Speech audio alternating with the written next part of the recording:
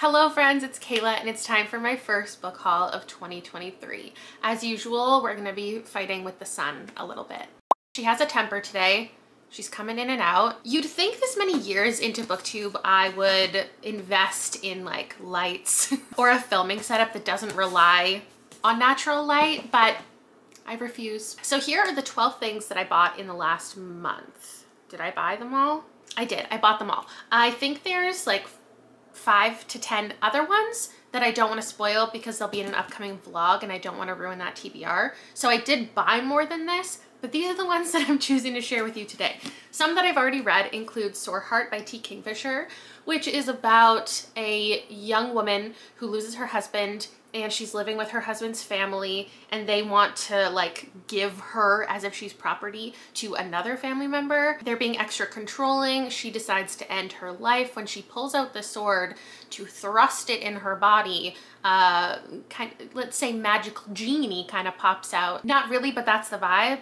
And he is now tasked with protecting her as the owner of the sword. And they catch feelings for each other. They go on little adventures together. And he saves her and she saves him. Cozy fantasy, it's a good time. The other one that I've already read, but it was a while ago, is Gemina. Who's this by? Amy Kaufman, J. Kristoff. This is the second book in the Illuminae files. I've read the other two. I don't know where they are. Oh, here's one of them. Well, I might as well grab the other one just for kicks. I have taken the dust jackets off of these. I know that that is what makes them so beautiful, but when I slot them in and out of my shelves, I just can't stand the crinkling of it all. And I used to have the paperback of this, and then I found it at Value Village for $5.99. So how can you say no? I hate it. So now I have the whole series in hardcover, and I just like how it matches. Though it doesn't totally match, it matches more than it did before. I don't think you can buy the hardcover of Gemina anywhere. I've looked, so I felt really lucky that I found it at the thrift store. What else did I find at the thrift store? I found Drive Your Plow Over the Bones of the Dead, which I've heard of, I've seen around. I picked it up not knowing much. I know I knew the synopsis of this at one point. It says it's a murder mystery on the front. It's written by Olga. Please don't look at my phone case. I got a new phone like 6 months ago and I haven't switched over to my new phone and my beautiful new phone case. I don't know what's wrong with me. Olga Tokarczuk is what I'm hearing. This is a Polish author, right? And it was translated by Antonia Lloyd-Jones. I believe we've got a woman and her neighbor dies and she inserts herself into the investigation to find out what happened. What else? Thrifted. Apt Pupil by Stephen King. I read this before when it was in an anthology called Different Seasons. Now I feel like I've talked about this before and I'm worried that I've hauled it before. I don't think so. I don't think I already own this. But I'm collecting these editions and I thought this was the same edition, but the spine looks different, so maybe it's not. You know, if I actually look at them all together, side by side, they don't indeed all match. But regardless, I like them more than the big hardcovers that I have from like the 80s. So the collection is growing. And this one is about a student and I think he learns that his teacher has done some terrible things and is gonna turn him over to the police, but is gonna like look into it and learn about it himself first. I don't know if I'll ever reread that. I feel like maybe. And then these ones I bought all brand new. This one was a pre-order and it just came in, How to Sell a Haunted House by Grady Hendrix. I think this just came out yesterday. Let's see what it looks like underneath. Is it beautiful? No. Why did I expect it to be? There are these title pages that go bargaining, anger. Oh, the steps, stages of grief. Intriguing. So this is a haunted house story. We have these siblings who go to their family's house. I guess their parents died. They're going to figure out how to sell the house, but the house doesn't want to be sold. So whatever that means. Can't wait to read it.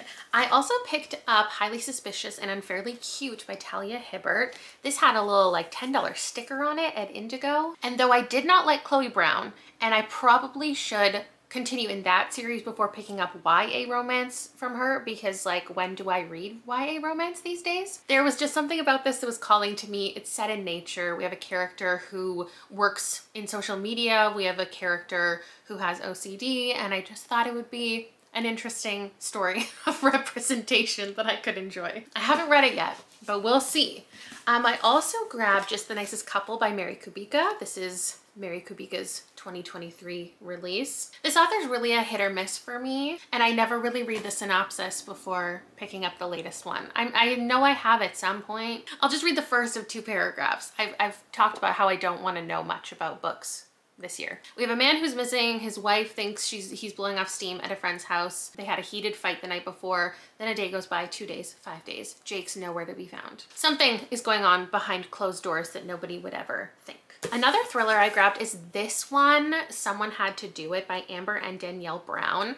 I think this cover is so much better. But again, I was in Indigo. It had a $10 sticker on it. I think this one just came out, and I'm just interested in reading a collaborative mystery thriller kind of book.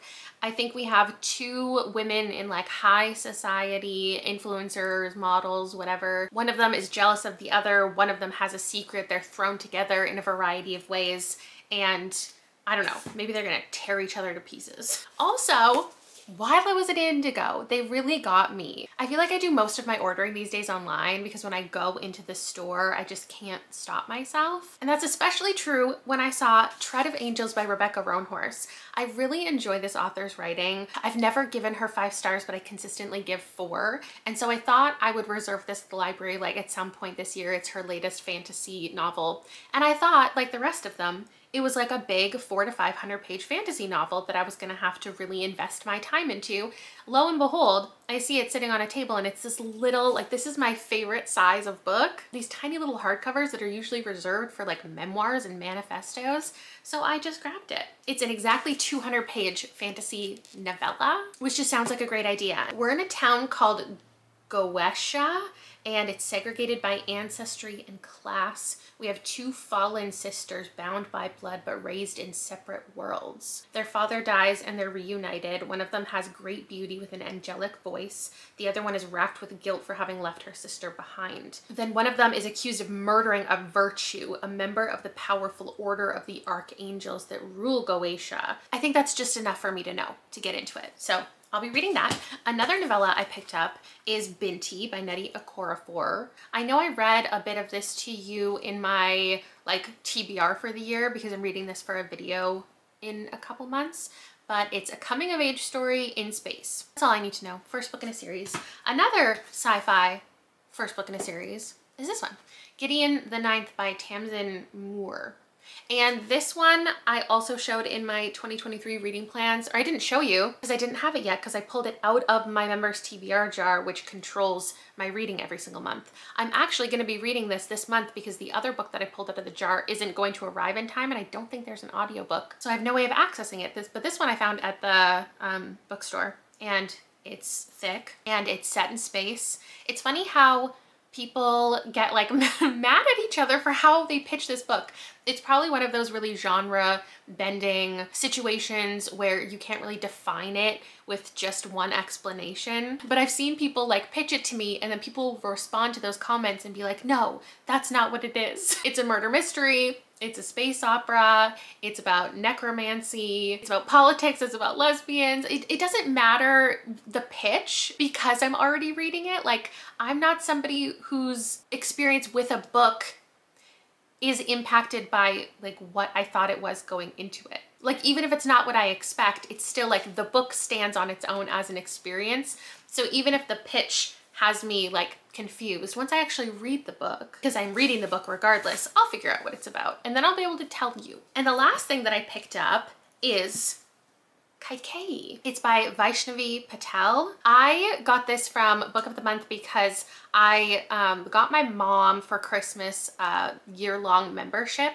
to Book of the Month, and I ordered this as like her first book so I could gift her this for Christmas with like the little card that says you have a year subscription, go sign up for it, pick out your book every month, whatever, but it didn't arrive in time. And so then I just kept it.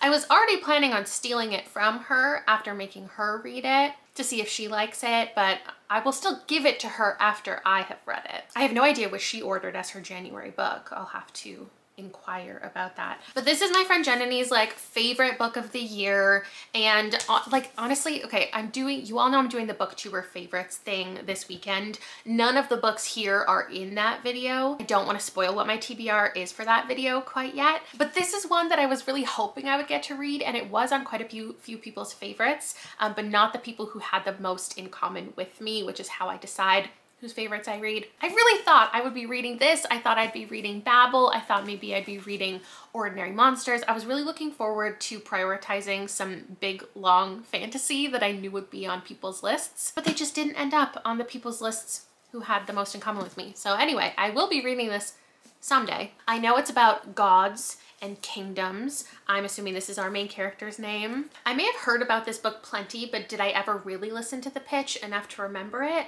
Maybe not.